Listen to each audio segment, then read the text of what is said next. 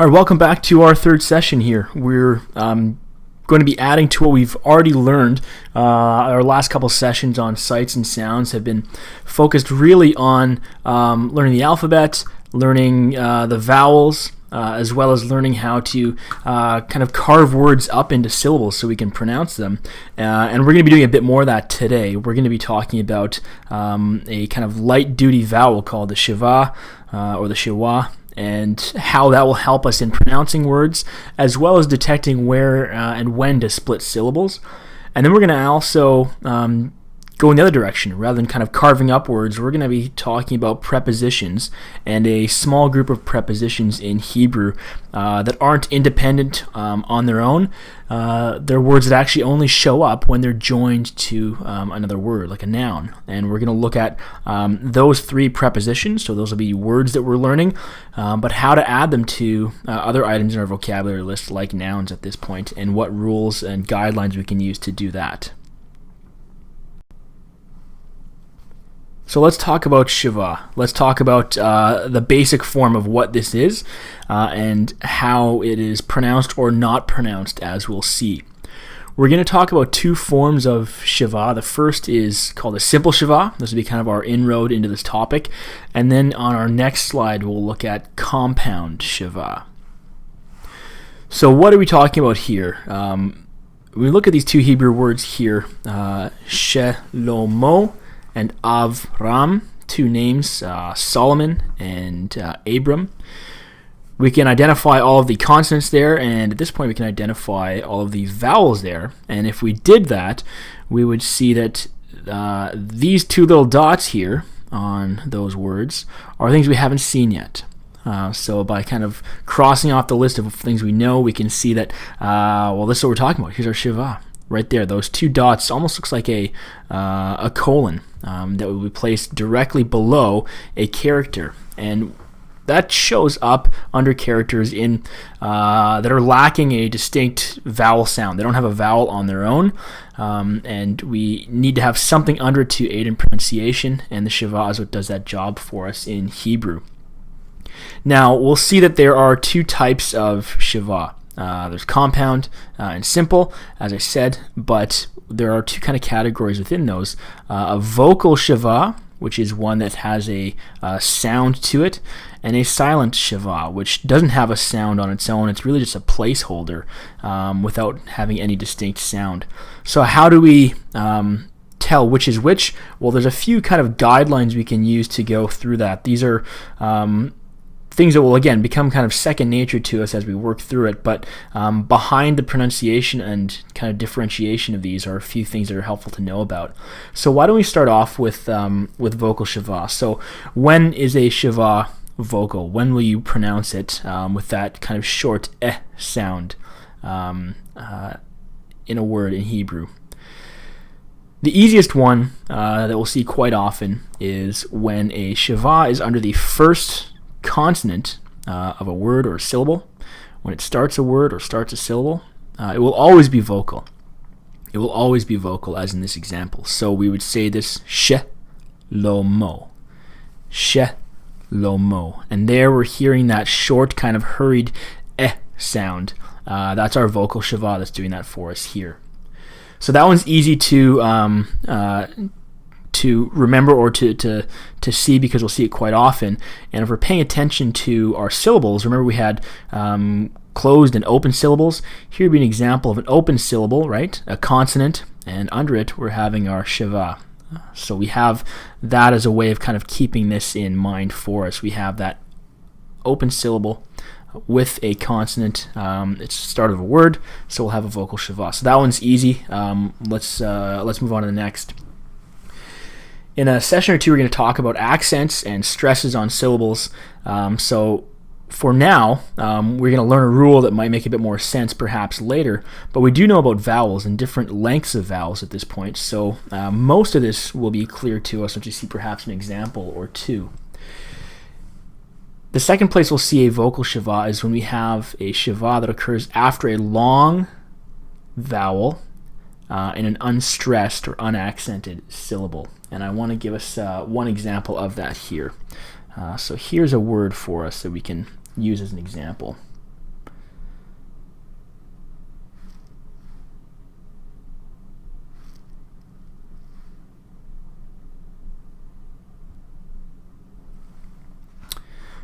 Kotevim.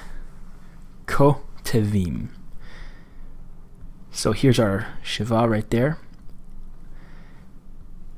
Now if we were to break this down into syllables, we would do this. Or perhaps a bit better, we would do something like this. So what we're seeing there is we have a long vowel, our holum, that longer vowel there, ko. And because we're following that with a new syllable, really it's the same as rule 1. This is a new syllable, ko, te, vim. So this second rule is not as much a new rule as it is kind of building on the previous one. Well, we know that this is starting a syllable. It's coming after a long vowel, so it's starting a syllable. It must be vocal. Ko, te, vim. That would be an example of our second kind of rule here that we're dealing with when we're talking about how to recognize a vocal Shiva.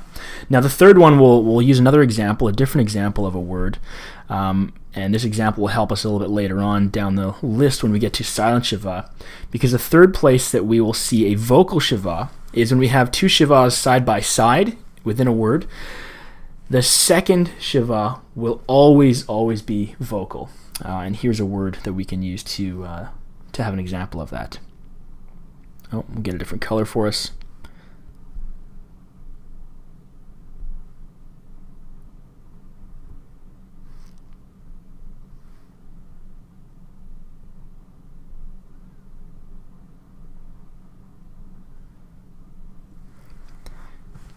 All right, so our word here is mishpete. Mishpete, and this means the judgments of something. Mishpete. So if we were to kind of look at this word, again, we see our consonants, we see our vowels. Now we all start paying attention to these right down here. These are our Shivas. Now to break this up into our syllables, we would do the following. So we would have mish. There's our short kind of hurried sound of the vocal Shiva, and te, mishpete. Now we'll talk about why this one's silent in a minute with our next set of rules, but for now, with our vocal Shiva, this one must be vocal because it's coming after another Shiva. It's coming after another Shiva. This one here is closing a syllable.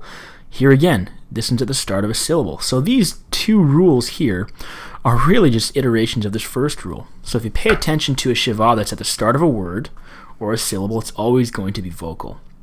The other two examples of that we just looked at with the words kotevim and mishpete are really just further examples of that. So that's our vocal Shiva. Now when is it going to be silent? We've got, again, kind of another 3 guidelines here, but they're getting at things that we'll see relate to one another, or even some things we've seen before in our rules for vocal Shiva. So first and foremost, one of the things you want to know is a Shiva is silent if it occurs after a short vowel. If it occurs after a short vowel. And that would be the case here. Av, ram. Av, ram. Again, if we were to break this down into syllables, we would do the following. Av, ram.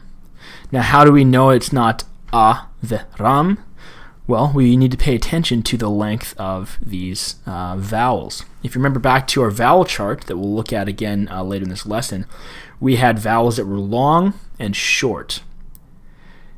Here's where it becomes important to remember which are those short sounds, not just for pronunciation of the vowel itself, but for identifying the silent or vocal Shiva. A silent Shiva will come after a short vowel. And here what we're getting is something that comes back to, again, our 2 different syllable types. We said a closed syllable would be something like CVC, right? Consonant, vowel, consonant.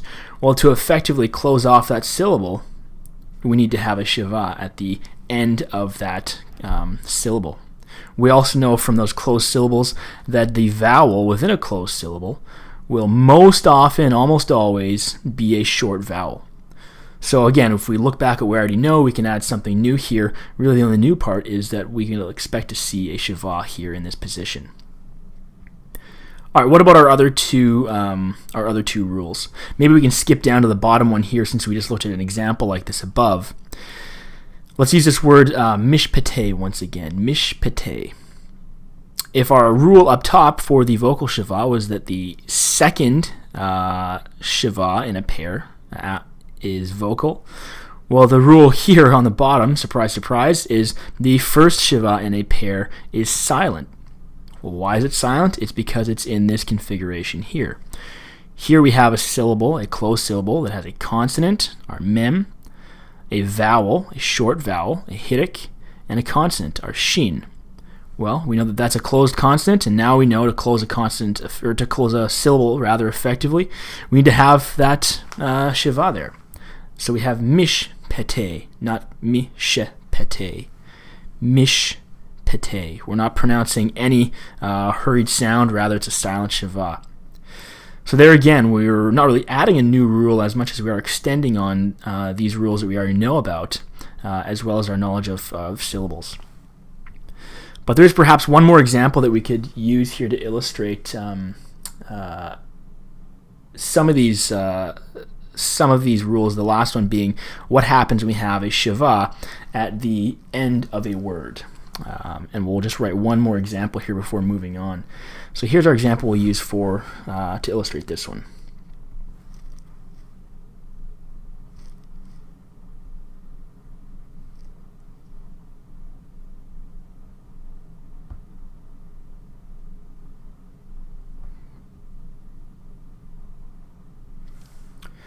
Okay, now, katavd. Katavd. This is a verb meaning to write. Here it's inflected for if you're speaking to if the subject was a second person feminine, you write. Now, if we were to break this down into syllables, we would say katavd.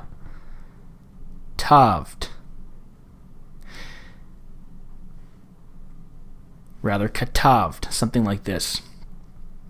Now, our first syllable is a simple open syllable. Where things are getting a little bit different for us from what we've seen here is we're going to say that this Shiva here, because it's the first in a pair, the first in a pair is going to be silent, as we know from our rule we just learned here. Now, where things get dicey for us is that this is an exception to our rule above. We said the second is going to be the second in a pair, like in the word mishpate, will be vocalized. But there's kind of a sub-rule here. If that occurs at the end of the word, if a Shiva occurs at the end of the word, as it does here, well, it's not going to produce a sound. So here we're dealing with kind of a monster of a syllable that looks a little bit different than what we've seen so far. Katavd, where that second Shiva here, according to our rule up here, should be vocal, but in fact it's silent because it's at the end of the word. So all that explanation to say, really I think what we're dealing with are some basic rules here. Most often, the rule to remember is if a Shiva comes after a short vowel, then it will almost always be silent. We saw that here in our example. So pay attention to the vowels. If it's at the start of a word or start of a syllable, then it will almost always be vocalic. So those are a few of our rules for discerning if you have a vocal or a silent Shiva. We're going to add to that just a little bit a little later on in the lesson, but for now that's simple Shiva, vocal and silent, and some of the guidelines for determining which one you're dealing with. Alright, so we had a look at the simple Shiva. Let's switch gears here for a moment and look at compound Shiva. Now last day we had a vowel chart that we're going to revisit, and we're going to add one more line here of vowels. And that line is going to be called what we're going to call compound Shivas, or even reduced vowels, are what we're talking about. In that chart up top we had long vowels, we had short vowels for those A, E, I, O, U sounds. Now we're going to see that we have 3 reduced vowels, and we'll plug those into our chart in a minute, but for now I wanted to give us a few examples of what those look like in the context of some actual Hebrew words. Now again, if we were to look at these words and say, what do we know? Well, okay, again, we'd be able to identify all of the consonants in the main line. We'd be able to identify these vowel points here. But these items under our first consonant, aleph, aleph, and the ayin here, would be new to us. And what we're dealing with there are those reduced vowels, those compound Shiva. We have these in three cases. So we have a hatef patach, which is a Shiva, plus our patach, that short A vowel. We have a hataf segol, which is a Shiva, more or less a Shiva, plus a segol. And you can see that here in the three dots that are there from our segol. We also have a kametz hatuf, our short O vowel, that's being added to with, or combined rather, with a Shiva, and we have a hatef kametz. Those are our reduced vowels that work into our chart that we'll see in a minute. In terms of how to pronounce these, our first word here, adama, simply means ground or earth. The sound that we're making there is a short A. Adama, adama. Next down the line, we have our hatef segol. We know that our tsere and then our segol were our E vowels. So this is going to give us a really short E sound. This is the name Elohim for God or angelic beings. Elohim, Elohim. It's a very short E. Now our final word here is a word for affliction. Ani, ani. There again, we're hearing that kind of short, almost A or short O sound, ani, in that word.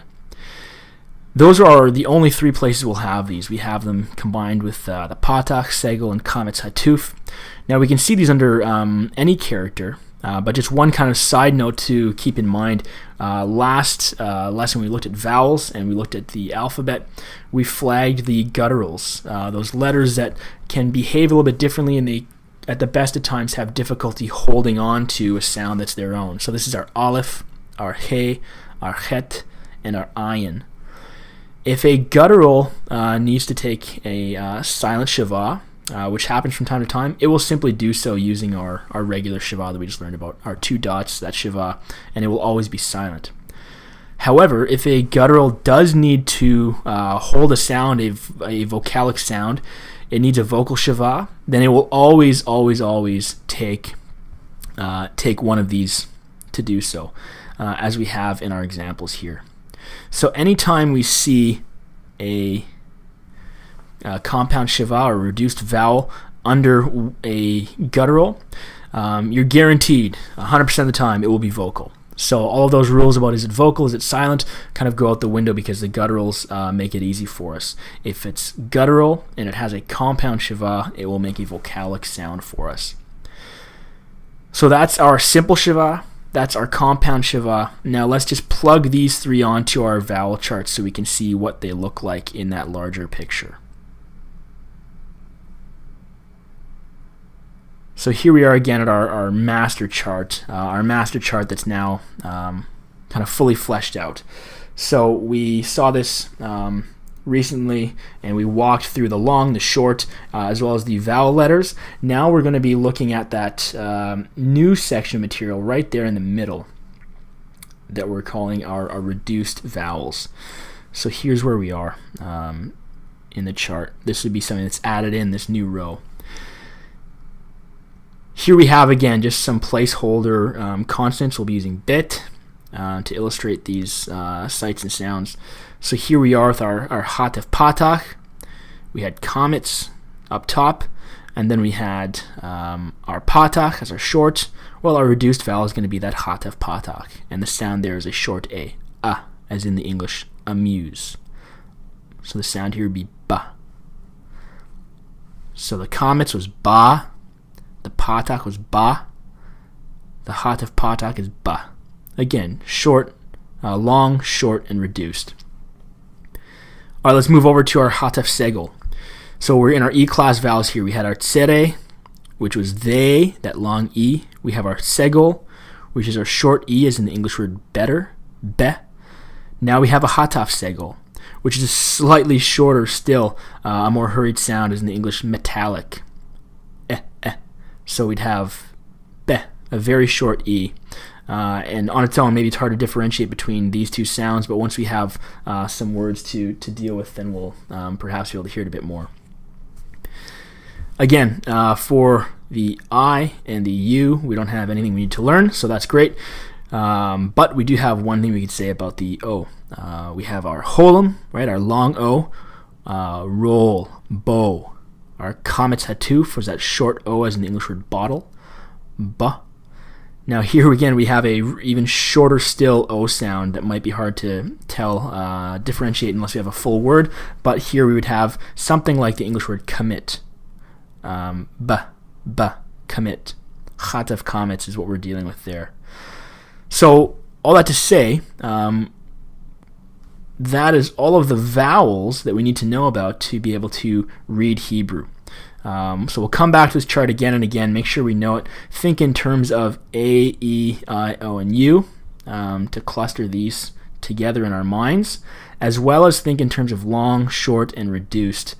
These I think we'll be seeing from time to time, but those will more or less stick out like a sore thumb to us, and they're built on everything up top.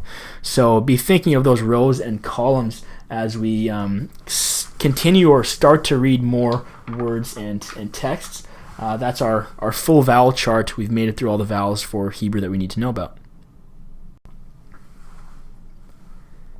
All right, the other main item in this chapter that we're going to look at before we call it a day are these inseparable prepositions.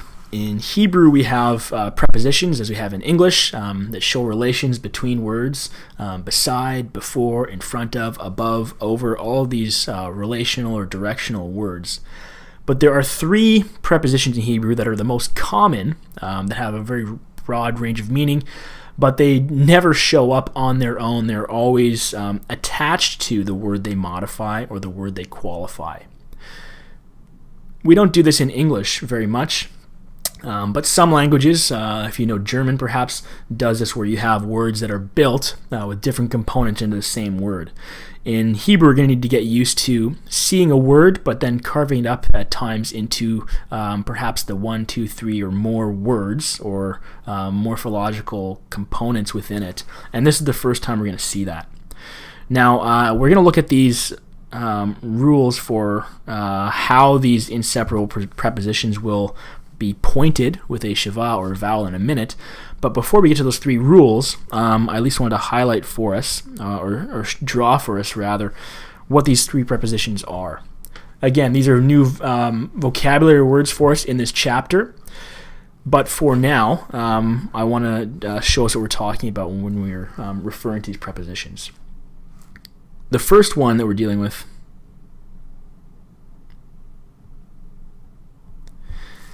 is this word here, be. And that means more or less the kind of basic semantic range of it is in, with, or by. Be. We're going to see that one a lot, and we will only see it attached to a word because it is one of these inseparable prepositions. It can't exist all on its own. So that's the first one to think about. The second preposition, again, looks something similar, but it's different. It's with a kaf. And the word here is k, hearing that kind of short vocal shiva, k. And this can mean like, as, according to, or against. That's kind of the basic range of meaning that we're dealing with here. And again, this will only show up when it is attached to another word. It will never show up on its own. So when we see this on the front of a word, we're going to want to get used to thinking in terms of a preposition that's being added there. All right, last but not least, our final preposition, our final inseparable preposition, is a lamed. See if we can get that in the right spot. A lamed with our simple shiva, at least in the form we're looking at it right now. L, and this again, it's inseparable. It will always be on the front of a word, a noun, or some verbal forms, and this means to, towards, for something, or against something. That's kind of the range of the semantic range of this preposition. So b, k, and l. We'll be seeing those a lot, so we'll make sure we get those into our vocab list, into our minds, but more importantly, get used to looking for them on the front end of words. So really what we're talking about here is kind of a cut and paste, where we would have a preposition, b, k, and l, and for where we are so far, a noun, where we need to attach that to a noun. So how are we going to go about doing that? The good news is, most often, these three prepositions will simply just attach themselves to a front of a noun with very little change required, or no change required. We can see it right there. B, sade. B, sade. And that simply means in a field. The noun sade is field for us here, and the preposition b is saying in, so we're in a field. Simple, cut and paste, no surgery required. Those two can just come together on their own, and that will get us through most of the cases where we have prepositions that are added to the front of another word, or a noun in our case. All right, let's move on down the line. We will require some changes in a few other types of consonants or the start of a word, depending on what we're dealing with. And these following two examples or these following two rules and examples show us what those changes are. So number 2 here, we see that if a noun or a word that starts with a consonant, but that consonant has a reduced vowel, those reduced vowels that we just learned about, then the preposition won't take a simple Shiva, as in type 1 up here. Rather, it will take the corresponding short vowel of that reduced vowel. So let's look at our example here and see if we can unpack that a bit more, because there's a lot going on there. The word emet, this word emet here, this word emet on this side, that simply means truth. Truth, emet, the word means truth. Now, when we want to add our preposition to that, so in this case, to say in truth, because of this reduced vowel here, this hatef segol, on this side of the equation, we aren't going to be able to just use our simple Shiva. Rather, we are going to need to lengthen that vowel to the corresponding short vowel of this. So because this is a reduced E-class vowel, hatef segol, well, then we need to promote this to the corresponding short vowel in that class, in that E-class, and for us that would be a segol.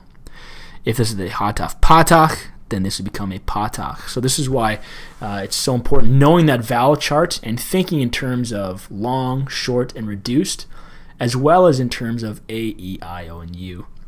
Because in this case, we would need to understand that the change that's happening there is simply to reflect the class of vowel, that hatef vowel, that E vowel under the aleph. So that's the second thing we can expect to see happen. All right, number 3. Let's look at number 3, and then that will be more or less what we need to get at for this chapter. The third thing we can expect to see happen is when we have a word that starts with a consonant, and that consonant has a vocal Shiva under it, as is the case here. Nevi'im. Nevi'im would be that the word for prophets, plural prophets, more than one prophet. Nevi'im. We can hear that vocal Shiva, that short, hurried nevi'im.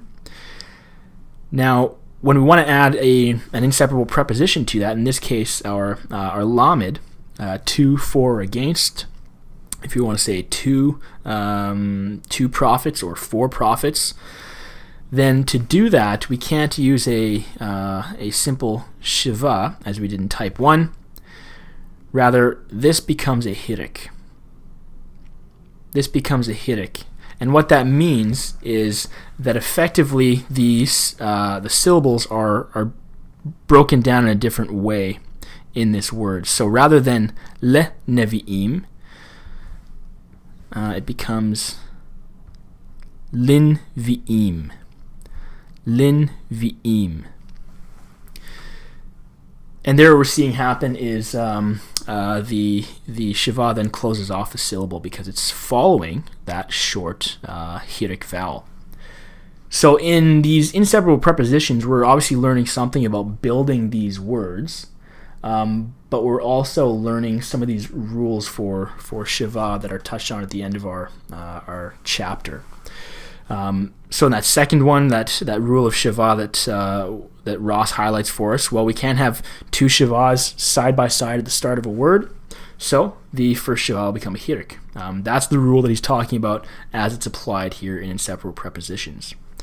In our second item here, we're getting at another rule, and that rule that Ross highlights for us is when those two Shivas are coming together, and the second is a compound Shiva.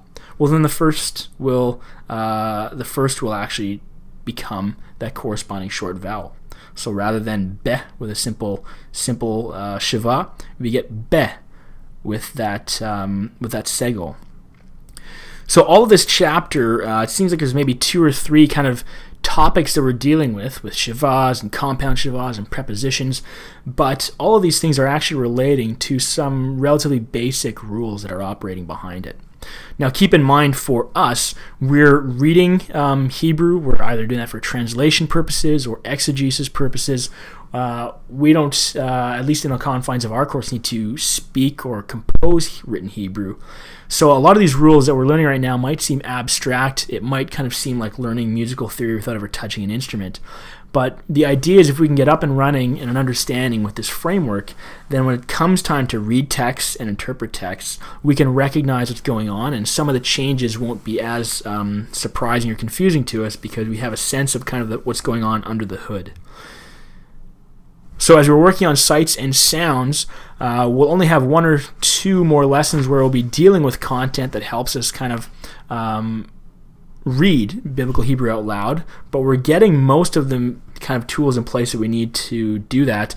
And as we do that, we'll keep practicing reading in class together, as well as start working on some translations.